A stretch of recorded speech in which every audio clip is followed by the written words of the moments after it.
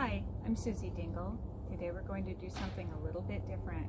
I'm going to recite a poem that I wrote, and at the end I'll explain a little bit about it.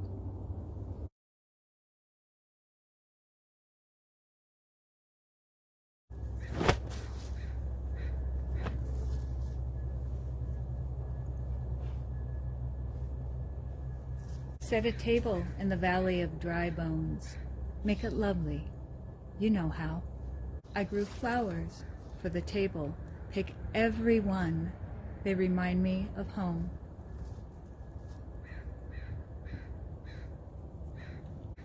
Bring your empty goblet. Worry not. I shall keep it filled.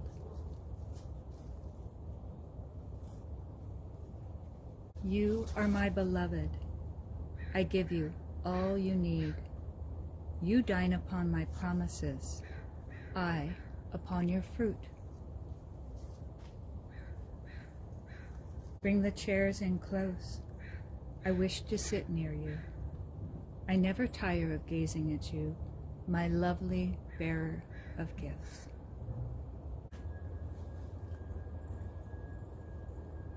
I wrote this poem from the perspective of God.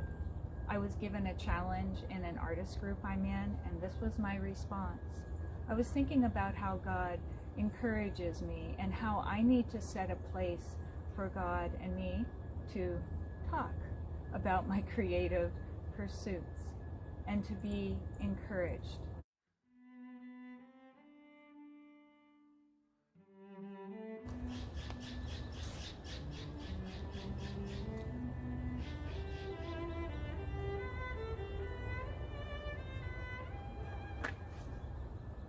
If you're interested in the story of the vase and the flowers, here it is. I was going around the garden just before filming this and looking for any flowers that were blooming because, God spoke to me and said, pick every flower. And I thought, okay, well, I'm sure I can find a few. I know there's some in my winter garden. There's this camellia. I came upon it and it was just glorious, all full of flowers. And I could have picked it, all of them, but I didn't think that was exactly what God meant. He meant pick every flower that you need for that moment. And I like to leave some of them for the hummingbirds too. That was my first dilemma, wanting, okay, what does God really mean? Is it literal here or what? How to interpret that? Then I came across these little calendula and I thought, orange? Do I really want orange in this arrangement? And God said, pick every flower. So I picked some of these and I thought, wow, that really made me bump into my ego saying, it's about the flower arrangement and how I'm going to make it be lovely. No, God said, pick every flower. So I'm picking all the flowers I can find. The rosemary, the little blue flowers, so tiny, almost insignificant in a way in this arrangement. They're lovely in it. And when I looked at them, I thought, okay, yeah, God said pick every flower. So I included some of those. The hellebores, ooh, that was almost really hard for me.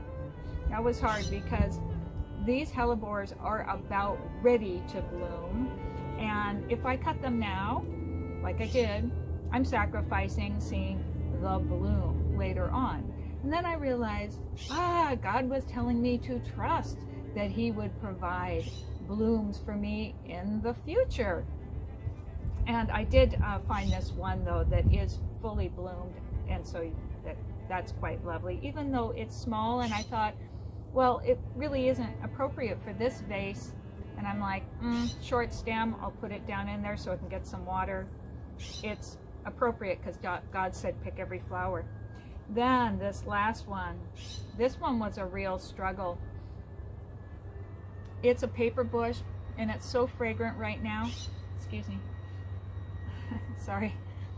And it's so fragrant, and the shrub is perfectly pruned. I mean, it's ideal, perfect dome shape. I love it. It does not need to be pruned at all. And as a matter of fact, when you prune things, sometimes it will cause branches to go where you don't want them, to come out from that pruning spot to places where you don't want it to. Sorry, it's cold here today. And so I'm like, Lord, you're just going to have to show me what flower you want.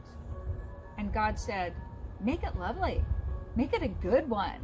So I just pruned a very beautiful paper bush flower and put it in the vase. I didn't think about the dynamics of the cut and how it was going to shape up. So that's my story about the flowers and how this piece of poetry taught me about some things about myself and about abundance and about trust and faith right here in my garden. Thank you for spending time with me, and until next time, may God breathe new life into you and restore your spirit.